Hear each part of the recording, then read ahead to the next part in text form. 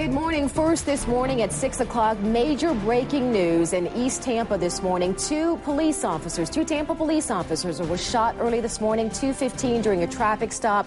A massive manhunt is underway right now for two suspects who opened fire. We first broke this story for you online, and our live coverage continues on air and online. This happened at 2:15 this morning, again with a traffic stop at MLK and 50th.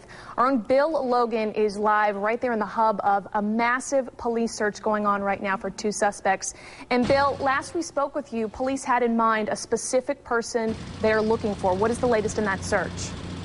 We do know a name. We cannot release the name because police are not confirming the name. So that's where we stand right now. The investigators are looking for areas where this person is known to have been, where he has friends in the area, and they are also searching in this neighborhood, which is sort of a mix of residential and light industrial. I want to get out of the way here so you can see still that police response that is out here just to the north of I-4. We are at 23rd Avenue North and 50th Street. This is in East Tampa, where the shooting took place just about 2:15. You can see the area that is full of police vehicles, also an area that is cordoned off with yellow police tape, and a search going on right now by forensics officers and folks looking for clues with regard to bullet casings and also what may have been in the area of the shooting.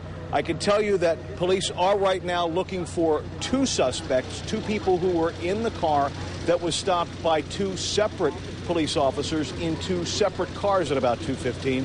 A black female reported to be the driver and a black male about 5'10", 150 to 175 pounds, wearing a black vest, a white T-shirt, and having close cropped about inch afro. When this discussion was going on with the police spokesman, Laura McElroy, she gave us the description of these suspects. Then she paused for a moment to talk about the emotion of this whole situation.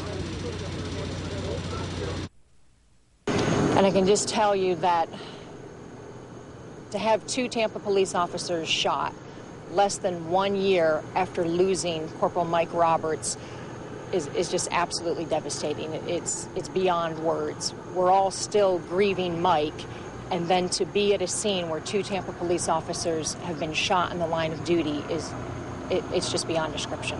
This was during a traffic stop, obviously one of the most dangerous times for an officer. Was there any indication that they had that there was a problem with this car? What was the initial stop for? I don't have the details on why the vehicle was initially pulled over. Traffic stops are one of the most dangerous things that police officers do. You never know who is in the car. You never know if that person is armed. And this is obviously the worst case scenario, because this was a suspect who was willing to open fire and attempt to take the life of two officers. Seemingly almost immediately. Right, within seconds of approaching the vehicle, the suspect had the weapon out. And that is the situation right now. Still very fluid, looking for the suspect, looking for clues as the other side of the story unfolds over at the hospital. So I'm going to throw it back to you now.